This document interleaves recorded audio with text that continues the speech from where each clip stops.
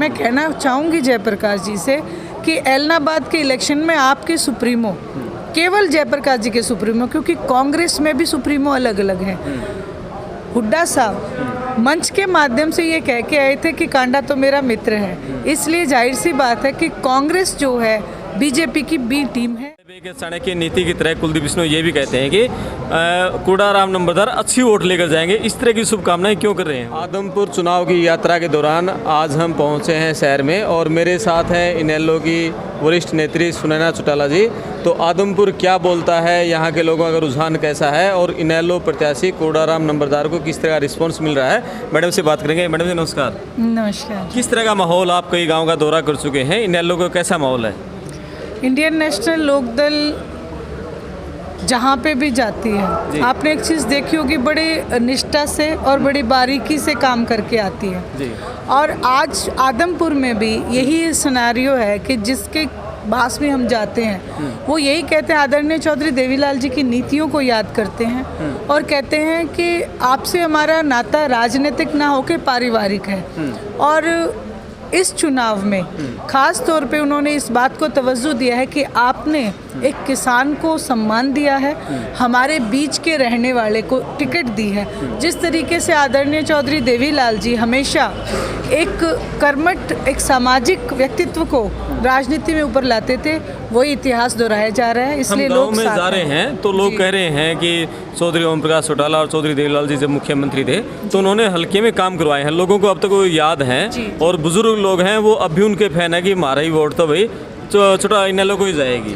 बिल्कुल। और दूसरी चीज़ एक और है, ना केवल हरियाणा के एक आदमपुर क्षेत्र, पूरे हरियाणा प्रदेश के लिए आदरणीय चौधरी देवीलाल जी ने ऐसी नीतियां बनाई है जो पूरे प्रदेश को देख के बनाई। चौधरी ओम प्रकाश जी चौटाला जिस समय मुख्यमंत्री थे वो सरकार को आपके द्वार लेके जाते थे, वो हर क्षेत्र में, हर हलके में लेके जाते थे, पूरे प्रदेश में लेके जाते थे। और अगर राजनीतिक दलों का मैं बात करूं तो वो क्षेत्रवाद फैलाते हैं, वो एक विशेष क्षेत्र के लिए काम करते हैं जी। हाँ, इसी पे मैं बात करूंगा। अभी कुलदीप बिश्नोई कह रहे हैं कि आदमपुर हमारा है, हम आदमपुर के, ये तो हमारा परिवार है, बाहर के लोग हैं, इनका कुछ नहीं है यहाँ पर। देखिए, अगर आदमपुर आपका है तो आप आदमपुर के लोगों को कभी मिलते क्यों नहीं? अभी मेरी 2-3 महिलाओं से बात हुई थी, मैं एक गांव में गई थी, वो कहते कि जब इलेक्शन होता है सिर्फ तभी दिखते हैं जी।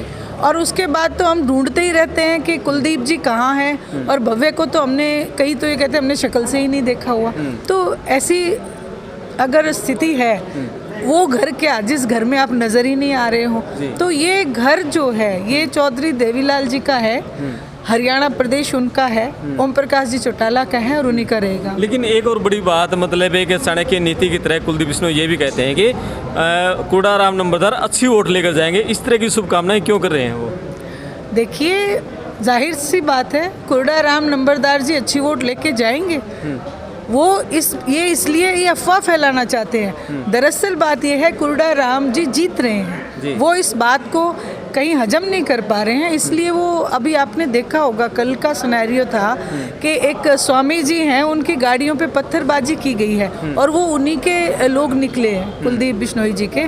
तो ये बौखलाहट उनकी दिख रही है और इसलिए वो ये बात फैलाना चाहते हैं, जैसे बीजेपी में जाते ही उनके गुण आने शुरू हो जाते हैं। इसी तरीके से बीजेपी जो अफवाहें फैलाती थी कि 75 पार, ये सब चीज़ें, वो यही बात करना चाह रहे हैं। दरअसल कूड़ाराम जी यहाँ से जीत रहे हैं जी। जयप्रकाश का एक ये आरोप है कि 2 जाट कैंडिडेट थे, आम आदमी पार्टी और कांग्रेस से, तीसरा जो इनेलो का जाट प्रत्याशी है वो कुलदीप बिश्नोई के इशारे पर, भाजपा के इशारे पर उतारा गया है।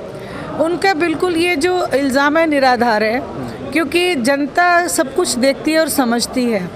एलनाबाद के इलेक्शन में मैं कहना चाहूँगी जयप्रकाश जी से कि एलनाबाद के इलेक्शन में आपके सुप्रीमो, केवल जयप्रकाश जी के सुप्रीमो, क्योंकि कांग्रेस में भी सुप्रीमो अलग अलग हैं, हुड्डा साहब मंच के माध्यम से ये कह के आए थे कि कांडा तो मेरा मित्र है, इसलिए जाहिर सी बात है कि कांग्रेस जो है बीजेपी की बी टीम है और बी टीम बन के काम करती है। इसीलिए किलायत से लाके उन्हें यहाँ चुनाव लड़ाया जा रहा है, वरना क्या आदमपुर में कांग्रेस का कोई नुमाइंदा नहीं था। इनेलो किन मुद्दों को लेकर, किन वादों को लेकर चुनाव मैदान में जा रही है, लोगों से क्या वादे किए जा रहे हैं? देखिए, इंडियन नेशनल लोकदल की जो लड़ाई है वो आज की व्यवस्था के खिलाफ है। महंगाई एक बहुत बड़ा मुद्दा है, बेरोजगारी उससे भी बड़ा मुद्दा है। वहीं अगर हम बात करें किसान की, तो किसान को पिछले कई फसलों का मुआवजा नहीं मिल रहा है। बात करें विकास की, तो गांव में कहीं मैं विकास नहीं देख के आई हूँ, क्योंकि गांव की सड़कें टूटी पड़ी हैं।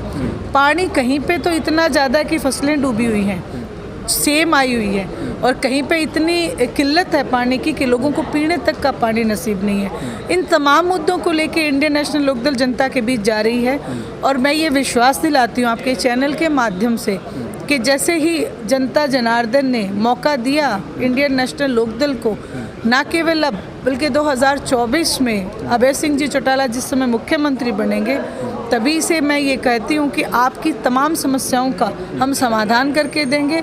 आज जो हमारे स्कूल बंद हो रहे हैं, सबसे बड़ी मैं कहूँगी हमारे देश का दुर्भाग्य कि हमारे सरकारी स्कूल संस्थान बंद किए जा रहे हैं। हम उनको रेगुलर रूप से लागू करके देंगे। बच्चों को पढ़ाई के लिए 1ली से 12वीं तक पढ़ाई जो है फ्री में देने का काम करेंगे। शिक्षा एक बहुत बड़ा दान है जो देना चाहिए। इनेलो में फूट के बाद इनेलो का जो वोट बैंक था वो जेजेपी की तरफ से लगा था। अभी प्रदेश में इनेलो का मात्र एक विधायक है, तो क्या उम्मीद है कि वो जो पुराना वोट बैंक है वापस आएगा और इनेलो पुराने रूप में दोबारा आ सकती है? देखिए, मेरा 25 सितंबर की रैली के लिए मेरी ड्यूटी जींद डिस्ट्रिक्ट में थी, और मैंने 1 महीने में 307 गांव जींद के जाके कवर किए।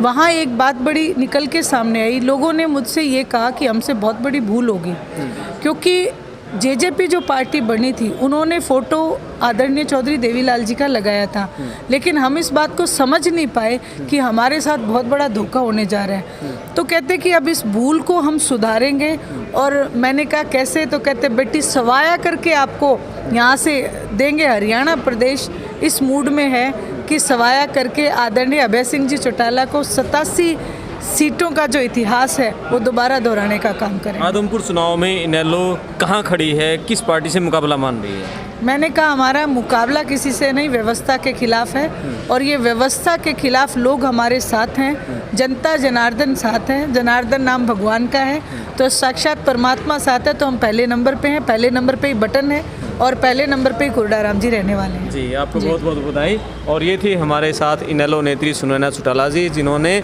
आदमपुर चुनाव को लेकर और इनेलो के भविष्य को लेकर विस्तार से बात की। आप पड़ताल टीवी के साथ बने रहिए। मैं आपका दोस्त क्रमपाल, धन्यवाद।